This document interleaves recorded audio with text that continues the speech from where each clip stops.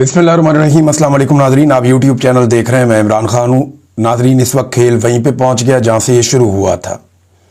ये खेल शुरू हुआ था -1 से कि इमरान खान को माइनस करना है, और तब से लेकर अब तक लड़ाई यही चल रही है कि कौम इमरान खान को माइनस होने नहीं दे रही। ना इमरान खान हार मानने के लिए तैयार है, और एस्टेब्लिशमेंट और इमरान खान की सारी मुखालिफ सियासी जमातें वो ये जानते हैं कि अगर ये आदमी माइनस ना हुआ तो हम बहुत हद तक माइनस हो जाएंगे। अब इस मसले की वजह से अब एक नया दबाव क्रिएट किया जा रहा है, यानी हुकूमत खुलकर कह रही है कि इमरान खान से खुद को अलहदा कर लें तो फिर हम बातचीत कर सकते हैं। यानी इमरान खान साहब के बयानिए से, इमरान खान साहब से अपने आप को अलग कर लें पाकिस्तान तहरीक इंसाफ के लोग, तो फिर उनके साथ बातचीत हो सकती है। एक तो बातचीत के लिए मिन्नत तरला कोई नहीं कर रहा। मैंने देखा नहीं कि पाकिस्तान तहरीक इंसाफ के लोग, हम वो ये ज़रूर कहते हैं कि मुल्क के लिए हम बातचीत करना चाहते हैं, और हम ये चाहते हैं कि पाकिस्तान में जो स्पेस छीन ली गई इदारों से या पार्लियामान से, वो उनको वापस दी जाए, सियासी जमातों को जमहूरी हक उनका लौटाया जाए। उसके लिए वो अपनी कोशिश करते रहते हैं। अब इमरान खान साहब को दहशत गर्द डिक्लेयर किया जा रहा है। ये बार बार कहते हैं जी दहशत गर्द है, मुल्क दुश्मन है। मैं चंद सवाल आपके सामने रखता हूं। क्या पाकिस्तान तहरीक इंसाफ का इमरान खान साहब ने कोई मुसल्ला विंग बनाया हुआ है? आज तक आपको ऐसी कोई खबर मिली? कोई भी नहीं। ये कहते हैं जी असला आ गया, ये आ गया जलसा के अंदर या जलसा गाह के अंदर। आज तक दिखाएं ना कितनी बंदूकें इन्होंने देखी हैं। बेशुमार लोगों के साथ बंदूकें बेशुमार देखी गई हैं, लेकिन इमरान खान साहब के जलसा गाह में तो नहीं देखी गई। कोई मुसल्ला विंग पाकिस्तान तहरीक इंसाफ ने नहीं बनाया। क्या आज तक कोई बोरी बंद लाश मिली जो पाकिस्तान तहरीक इंसाफ ने बोरी बंद लाशें जो हैं वो जमा की हों? वो जो लोग ये काम करते थे वो आजकल एस्टेब्लिशमेंट के साथ हैं। क्या कोई करप्शन के मेगा स्कैंडल्स इमरान खान साहब के निकले कि ये भी है, वो भी है, वो भी है? बताएं ना। उस्मान बुज़दार पे इतने घटिया इल्जामात लगाए, एक भी मुकदमा बताएं कहां है उसके ऊपर? एस्टेब्लिशमेंट कहती थी ना कि इसने ये भी किया, वो भी किया, वो भी किया। उसने डील कर दी, उसको छोड़ दिया। वो कहते थे बहुत सारे अफसरान, बुशरा बीबी लगाती थी, वो किधर गए सारे अफसरान जिन्होंने रिश्वत दी हुई थी? कहते थे जी कि आसिम मुनीर साहब के पास एक फाइल है बुशरा बीबी के हवाले से जो उन्होंने इमरान खान को दिखाई थी। वो फाइल गुम हो गई। उसके बाद कहां गई वो फाइल? उस फाइल के ऊपर कोई एक मुकदमा भी नहीं बना। फिर क्या कोई अलहदगी पसंद तहरीक इमरान खान साहब ने चलाई है? वो मनसूबा इस तरह का दिया है? क्या कोई टारगेट किलिंग इमरान खान साहब ने या उनकी पार्टी ने की हो? कभी कोई पाकिस्तान तहरीक इंसाफ के बंदे ने खुद कुछ हमला कर दिया हो, या कभी किसी पुलिस वाले या दीगर फोर्सेस के बंदे में से किसी एक को भी गोली लगी और वो गोली लगने से जख्मी हुआ हो या शहीद हुआ हो, और ये बताएं जनाब इनको पाकिस्तान तहरीक इंसाफ ने मारा? एक भी वाकया आपको ऐसा नहीं मिलेगा। ये एक पॉलिटिकल पार्टी है, आप इसको दहशतगर्द कैसे कह सकते हैं? मुल्क दुश्मन और गद्दार कैसे कह सकते हैं? ये पाकिस्तान में ना एक पुराना ट्रेंड है, जो कहे कि आइन पर अमल करो वो गद्दार है, मुल्क का दुश्मन है, सिक्योरिटी थ्रेट है वो। जो कहे इदारे खसूसन फौज सियासत से अपने आप को दूर रखे, जो ये कहे कि मुल्क भी मेरा फौज भी मेरी, जो अपनी जिंदगी अपने मुल्क के नाम कर दे ताकि अपने बच्चों से भी अपने आप को दूर कर ले, ऐसे आदमी को ये कहते हैं दहशतगर्द भी है, गद्दार भी है, सिक्योरिटी थ्रेट भी है। जो शख्स भी करप्शन के खिलाफ आवाज उठाए वो दहशतगर्द है, वो सिक्योरिटी थ्रेट है। जो बैरूनी ताकतों को एब्सोल्युटली नॉट कहे, जो गुलामी से इनकार कर दे, जो अमीर और गरीब का फर्क इस मुल्क में खत्म करने की कोशिश करे, जो पहली बार नामूस रिसालत और इस्लामोफोबिया के हवाले से आलमी सतह पर आवाज उठाए, जो शख्स भी ये करेगा या जो लोग ये करते आए वो सारे गद्दार डिक्लेयर हुए। जिन लोगों ने आज़ादी से बात करना चाहिए वो सारे गद्दार डिक्लेयर हुए। जिन्होंने बात की कि इदारे सियासत में मुदाखलत क्यों करते हैं, इनका क्या हक है, वो सारे गद्दार और सिक्योरिटी थ्रेट बन गए पाकिस्तान के लिए। सारे के सारे, किसी एक को नहीं छोड़ा, फातिमा जिन्ना तक को नहीं छोड़ा। तो ये पाकिस्तान की कहानी है, कोई नई बात नहीं है, ये पुरानी बात है। अब DGISPR ने जो एक प्रेस कॉन्फ्रेंस की है उसमें एक सबसे बड़ी गलती उन्होंने ये की कि उन्होंने इमरान खान से पूछ लिया नाम लिए बगैर कि तुम हो कौन, हमारी हैसियत क्या है। तब से लेकर अब तक लोग लगातार बता रहे हैं DGISPR को कि इमरान खान है कौन और उसकी हैसियत क्या है। लोग बता बता कर थक गए हैं, लेकिन इमरान खान साहब की शख्सियत और कैरेक्टर इतना बड़ा है कि उसका अहाता लोग नहीं कर पा रहे। कितने सारे मैदान हैं दुनिया के जहां इमरान खान साहब ने नाम रोशन किया है, चाहे वो फ्लाई काम करने के हवाले से हो, सियासत के हवाले से हो, इस्लामोफोबिया के हवाले से हो, नामूस रिसालत के हवाले से हो, एक लोगों को मोटिवेशन देने के हवाले से हो, यानी इमरान खान साहब ने लीडर की तमाम औसाफ उन्होंने बताया कि वो एक बड़ा लीडर है, पाकिस्तान के अंदर कोई आदमी इनका मुकाबला नहीं कर सकता, चाहे किसी इदारे में बैठा हुआ है या किसी सियासी जमात में बैठा हुआ है। तो तब से लेकर अब तक लोग DGISPR को लगातार इतने दिनों से बता ही रहे हैं कि ये है इमरान खान, ये है इमरान खान, ये है इमरान खान, और सोशल मीडिया इससे भरा पड़ा। मैंने नादरीन एक सर्वे करवाया सोशल मीडिया पे, ये बड़ा इंपॉर्टेंट सर्वे है। इस सर्वे में मैंने सवाल पूछा कि क्या फील्ड मार्शल आसिम मुनीर साहब पे इमरान खान साहब जो तनकीद करते हैं, क्या वो तनकीद पाकिस्तान के ऊपर है या पाकिस्तान की पूरी फौज के ऊपर है या आसिम मुनीर साहब के ऊपर है? क्योंकि जितने भी लोग इमरान खान साहब के मुखालिफिन हैं वो ये कहते हैं इमरान खान ने फौज पे हमला कर दिया है, इमरान खान ने रियासत पे हमला कर दिया है। वो कहते हैं जी इमरान खान ने पाकिस्तान पे हमला कर दिया। हमने सर्वे करवा लिया। इसमें मैंने सर्वे जो करवाया ना एक नए तरीके से करवाया, क्योंकि आजकल बॉट्स हैं, आजकल जाली तरीके से अगर आप सवाल जवाब पूछें तो वो ऑप्शन को करके और उसके अंदर से वो अपनी वोटिंग करवा लेते हैं, जाली वोट भी पड़ जाते हैं सर्वेस के अंदर। ये नया तरीकाकार है। ट्रेंड एक चल रहा होता है, अचानक से एकदम बहुत सारे वोट्स पड़ते हैं तो ट्रेंड को चेंज करते हैं। लिहाजा एक नया तरीका है, आप इससे भी सर्वे करवाया करें। इसमें आप ऑप्शन दे दें 1 और 2 और लोगों से कहें कि कमेंट के अंदर लिखें। मैंने लगभग कोई 650 के करीब कमेंट्स पढ़े हैं अभी तक, 650 कमेंट्स आए जब मैं वीडियो रिकॉर्ड कर रहा हूं कि लोगों ने कौन सा ऑप्शन लिया। मैंने कहा जिन लोगों को यह लगता है कि आसिम मुनीर साहब पे तनकीद करना, पाकिस्तान पर तनकीद करना और फौज पर तनकीद करना है वो कहें हां, और जिन्हें लगता है कि आसिम मुनीर पर तनकीद करना, पाकिस्तान पर तनकीद करना और फौज पर तनकीद करना, तो आप नहीं का ऑप्शन भी ले सकते हैं। तो हैरत अंगेज तौर पे सब लोगों ने नहीं का ऑप्शन लिया। मुझे सिर्फ 3 लोग मिले हैं जिन्होंने हां का ऑप्शन लिया, यानी 1 को चूज किया। 3 लोग मिले लगभग 600 लोगों में से, आधा फीसद बनता है। यानी आधा फीसद पाकिस्तानियों को यह लगता है इस सर्वे के मुताबिक कि इमरान खान साहब जो तनकीद करते हैं फील्ड मार्शल आसिम मुनीर पर, यह पाकिस्तान के खिलाफ है ये बात, या पाकिस्तान की फौज के खिलाफ है ये बात। भाई ये तो फौज के हक में है कि फौज का सियासत के लिए इस्तेमाल बंद किया जाए। इमरान खान साहब ये कहते हैं आसिम मुनीर साहब को, ये तो फौज के हक में खिलाफ कैसे हो गया? तो पाकिस्तानी भी यही सोचते हैं। 99.5% पाकिस्तानियों ने कहा कि नहीं, ये सिर्फ आर्मी चीफ पे तनकीद इमरान खान कर रहे हैं, उनकी गलत पॉलिसियों पे तनकीद कर रहे हैं। इस तनकीद का कोई पाकिस्तान के ऊपर असर नहीं है, ये रियासत के खिलाफ नहीं है, ये कोई फौज के खिलाफ साजिश नहीं है। अब 3 लोग कौन हैं जिन्होंने उल्टा वोट डाल दिया, जिन्होंने कहा नहीं ये फील्ड मार्शल पे तनकीद, पाकिस्तान पे तनकीद है? इनमें एक मोहम्मद उबैद सरफराज हैं, इनके टोटल 23 फॉलोअर्स हैं। 2022 में इन्होंने अकाउंट बनाया था। और एक इमरान सादिक साहब हैं, इनके 112 फॉलोअर्स हैं। 2014 में इन्होंने अकाउंट बनाया था। एक अर्तुगरुल बे साहब है, इनका ये कोई फेक अकाउंट है, 172 इनके फॉलोअर्स हैं और 2023 में इन्होंने अकाउंट बनाया था। बस इन लोगों ने किया। और किसी साबिर भाई ने एक बड़ा जबरदस्त सर्वे करवाया, साबिर शाकिर साहब ने सवाल पूछा कि आपके ख्याल में DGISPR किसके तर्जुमान है? ये DGISPR साहब को इसके बारे में सोचना चाहिए, क्योंकि इदारे के अंदर भी जो हमें इतला मिली है वो ये है कि बड़ा सख्त रिएक्शन है और बहुत सारे लोग सर पकड़ के बैठे हुए कि DGISPR ने किया क्या, इदारे के ऊपर इतना बड़ा खुदकुश हमला कर दिया।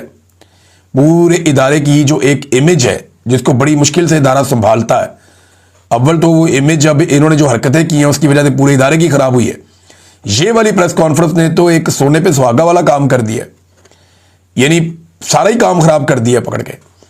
तो सवाल पूछा साबिर शाकिर भाई ने कि DGISPR किसकी तर्जुमानी करते हैं? ऑप्शन दिए थे फौज की, दूसरा ऑप्शन दिया था आसिम मुनीर की, तीसरा ऑप्शन दिया था आले शरीफ की। तो जनाब सिर्फ 6% पाकिस्तानियों को लगता है कि DGISPR फौज की तर्जुमानी करते हैं।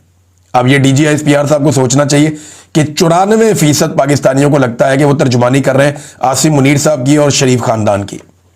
65% कहते हैं आसिम मुनीर साहब की और 29% कहते हैं आले शरीफ की। तो फौज की तर्जुमानी कर रहे हैं, हालांकि उनकी ड्यूटी फौज की तर्जुमानी करना है। तर्जुमान पाक फौज का उनका ओहदा है DGISPR का। और यहां पे सिर्फ 6% पाकिस्तानी ये समझते हैं कि वो अपने इदारे की तर्जुमानी करते हैं। बाकी लोगों को लगता है कि या तो वो आसिम मुनीर साहब की तर्जुमानी करते हैं या फिर वो तर्जुमानी करते हैं जनाब आले शरीफ की। अब नाजरीन, फैसल वाटा साहब और 1-2 लोग ही बचे हैं जो धमकियां लगाने का काम कर रहे हैं DGISPR के बाद बहुत सारे लोग इसको ओन तो कर रहे हैं। फैसल वाडा ने बड़े अजीब तरीके से टीवी पे बैठ के तो गंद मारना शुरू कर दिया। और जी शेख वकास अकरम को हम कहेंगे टॉमी बाहर आओ, वो टॉमी बाहर आ जाएगा।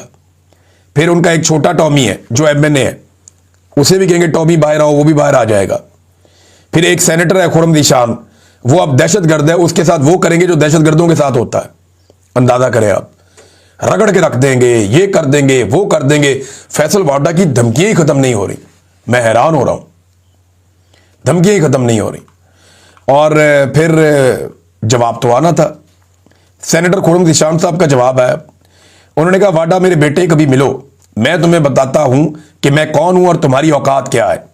वैसे इनका आमना सामना हो जाए ना तो मैं खुर्रम निशान को इतना जानता हूं कि फैसल वाडा के लिए मुश्किल हो जाएगी। फैसल वाडा में हौसला नहीं है, हौसला होता तो 2 दिन इमरान खान के साथ खड़ा हो जाता, हौसला नहीं है।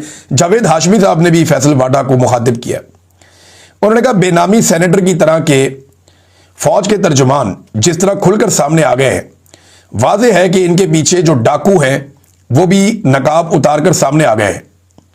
दुनिया की तारीख में पहली मर्तबा ऐसा हो रहा है कि फौज एक पार्टी को कुचलने के लिए खुद मैदान में आ गई है। आप अपना यह शौक भी पूरा करके देख लें, आपने कई जंगें जीती होंगी, मगर इस अवाम से जंग और अवाम ने जिस लीडर इमरान खान को मैंडेट दिया है उसके साथ जंग करना आपके बस की बात नहीं है। सारे इकट्ठे होकर पड़ गए इमरान खान को, और इकट्ठे होकर भी इमरान खान साहब का मुकाबला नहीं कर पा रहे।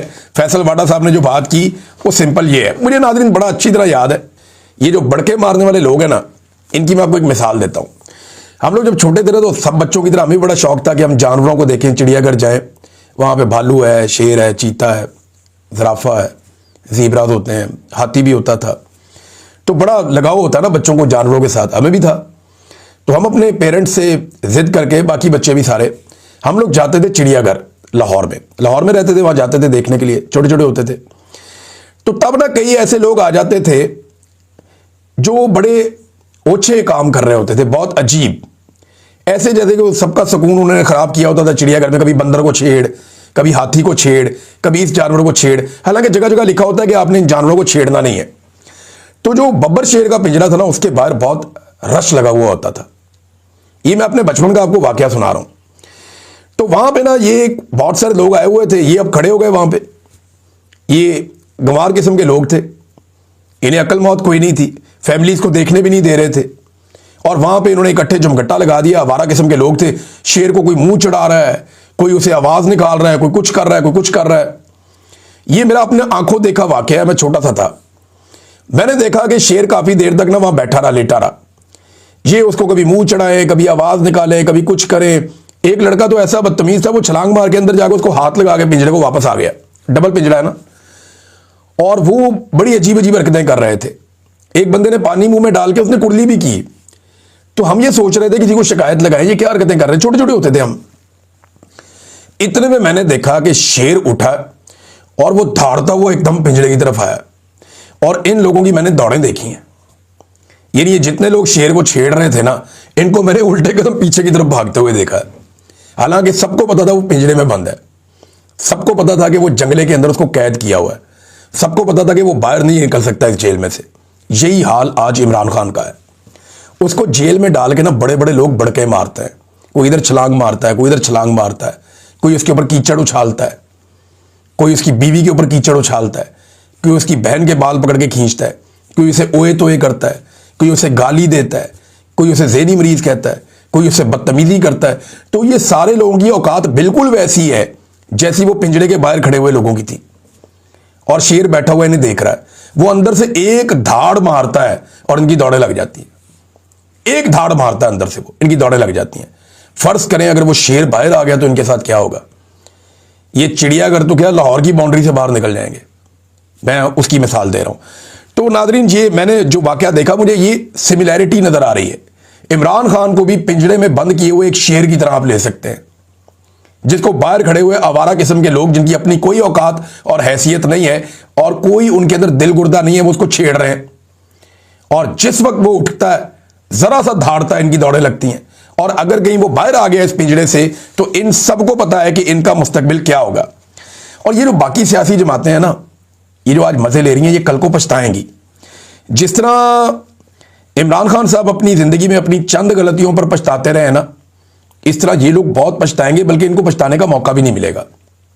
वजह यह है कि इमरान खान साहब ने तो कैलकुलेटेड मिस्टेक्स की थी, इन्होंने तो तबाहियां ही फेर दी हैं, इन्होंने तो सारी लिमिट्स ही क्रॉस कर दी हैं, और इस लेवल की लिमिट्स क्रॉस की हैं कि इनके पास कल को कोई जस्टिफिकेशन रहेगी भी नहीं। अब कल मंगल है, आज मंडे है, कल मंगल का दिन है, दोबारा इमरान खान साहब की बहनों की मुलाकात का दिन है।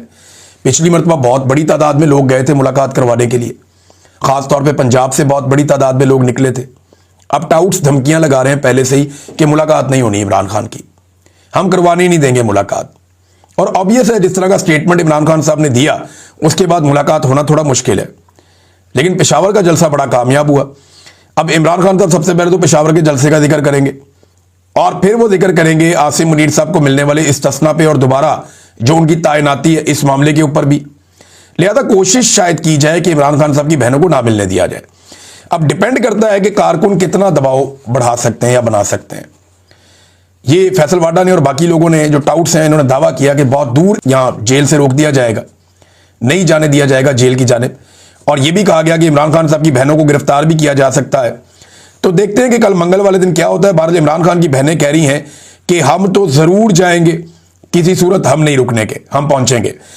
और नाज़रीन एक और चीज, ये जो सुहेल अफरीदी का जलसा चल रहा था ना पाकिस्तान तहरीक इंसाफ का या तहरीक तहफ़्फ़ुज़ आईन पाकिस्तान का पेशावर में, सिर्फ एक ट्विटर अकाउंट के ऊपर, सिर्फ एक अकाउंट की बात कर रहा हूं, सिर्फ एक अकाउंट पे 80,000 लोग उसको देख रहे थे लाइव। एक अकाउंट पे 80,000 लोग उस जलसे को लाइव देख रहे थे। टिकटॉक पे अलग चल रहे थे, ट्विटर के ऊपर दीगर अकाउंट्स के ऊपर अलग चल रहे थे, फेसबुक के ऊपर लाइव अलग चल रहा था, यूट्यूब के ऊपर कई चैनल्स पे लाइव अलग चल रहा था। यानी अलग अलग प्लेटफॉर्म्स के ऊपर यह चल रहा था पाकिस्तान तहरीक इंसाफ का जलसा। सिर्फ एक प्लेटफॉर्म पे 80,000 लोग देख रहे थे। अभी अशर बाजवा साहब हैं या कुछ और दोस्त हैं, वो जब डाटा इकट्ठा करेंगे पता चलेगा कितने मिलियन लोग देख रहे थे, लेकिन 80,000 सिर्फ एक प्लेटफॉर्म पे। अब आप अंदाजा करें कि DGISPR की जब लाइव प्रेस कॉन्फ्रेंस चल रही थी, जब पाकिस्तान के सारे जर्नलिस्ट बुलाए गए थे, उसे चंद 100 लोग देख रहे थे, सिर्फ चंद 100 लोग। इतना बड़ा फर्क है। वो उन्होंने पूछा ना कि इमरान खान तुम्हारी हैसियत क्या है, तुम हो कौन? ये हैसियत है कि वो जेल में बैठा है और सिर्फ उसके नाम के ऊपर एक जलसा हो रहा है, और उसके नाम के ऊपर जलसा हो रहा है, उसका एक जूनियर लीडर वहां पे वजीर आला के तौर पे खड़ा है, और सिर्फ एक अकाउंट पे 80,000 लोग देख रहे हैं। और आपको सारे अकाउंटों पर मिलाकर 10,000 लोग नहीं देख पाए। सारे अकाउंटों पर मिलाकर चंद 100 चंद हजार लोग होंगे मैक्सिमम, सारे मिलाकर। तो आप कैसे पूछ सकते हैं उससे कि तुम्हारी हैसियत क्या है? वो रोजाना अपनी हैसियत साबित करता है। दो सहाफी हैं नादरीन, अहमद नूरानी साहब और जमील फारूकी साहब, और एक पॉलिटिकल फिगर है समाबिया ताहिर साहिबा। इनके ऊपर नादरीन सोशल मीडिया पे मुबैना तौर पे पाक फौज के खिलाफ प्रोपेगेंडा करने पर अलग-अलग मुकदमात में इनको इश्तिहारी करार दे दिया गया। इंतहाई अफसोसनाक हरकत है। अहमद नूरानी साहब तो चले पाकिस्तान में नहीं है, उनके ऊपर मुकदमा दर्ज कर दिया। जिस मुल्क में वो हैं वहां चले जाएं और जाकर उस खबर की बुनियाद के ऊपर वहां पे मुकदमा करें, आपको पता चल जाएगा। अगर उनके पास सबूत है तो वो वहां पे देंगे, वहां जाकर केस करें ना, जहां पे वो मौजूद हैं। पाकिस्तान के अंदर आप कैसे केस कर सकते हैं? दूसरा, जो समाबिया ताहिर साहिबा है वो तो पाकिस्तान में मौजूद हैं, जो जमील फारूकी साहब हैं वो भी पाकिस्तान में है। उनको बारों बार इश्तिहारी कर दी है, भाई उन्हें नोटिस करें, उन्हें बुलवाएं, वो अदालत में आकर खड़े होकर जवाब देंगे। उन्हें मौका ही नहीं दिया जवाब देने का। इस किस्म की पाकिस्तान के अंदर 2 नंबरी और फ्रॉड हो रहा है। नादरीन, मैंने आपको बताया था ब्रिगेडियर मोहम्मद अहमद साहब 97 ईयर्स के हैं, ये फर्स्ट PMA लॉन्ग कोर्स के हैं। तो इन्होंने एक स्टेटमेंट दिया था, फौज के बारे में एक पैगाम जारी किया था। अब कर्नल रिटायर सुहेल अनवर साहब हैं, इन्होंने भी एक अपील की है और फील्ड मार्शल से की है कि जनाब बस कर दें, अब आप अपने आप को फौज से अलग कर दें। इससे बहुत ज़्यादा मुतनाज़ आप हो गए हैं सियासी एक्टिविटीज़ की वजह से, और इसकी वजह से फौज का नुकसान हो रहा है। तो अब जो है वो अपीलें भी आना शुरू हो गई हैं। एक तरफ जो है वो एक्स सर्विसमैन की एक सोसाइटी है, उन्हें इकट्ठा करके PTI के खिलाफ बयानिया बनाया जाता है। दूसरी तरफ जो रिटायर फौजी अफसरान आज़ाद हैं वो ये बार बार कहते हैं कि फ़ौज सियासत में मुदाखलत बंद करे। ये बात तो कायदे आज़म ने भी कही थी, कायदे आज़म की बात नहीं मानी तो किसी और की क्या मानी जाएगी। अब नाज़रीन आखिरी खबर, मुस्तफ़ा कमाल साहब ने एक स्टेटमेंट जारी किया। ये जरा स्टेटमेंट सुने आप। वो कह रहे हैं शुक्र करें फौज सिर्फ प्रेस कॉन्फ्रेंस करके जवाब दे रही है, वरना इससे बहुत कम गुनाह पर माएँ अपने बच्चों को ढूंढती रही हैं।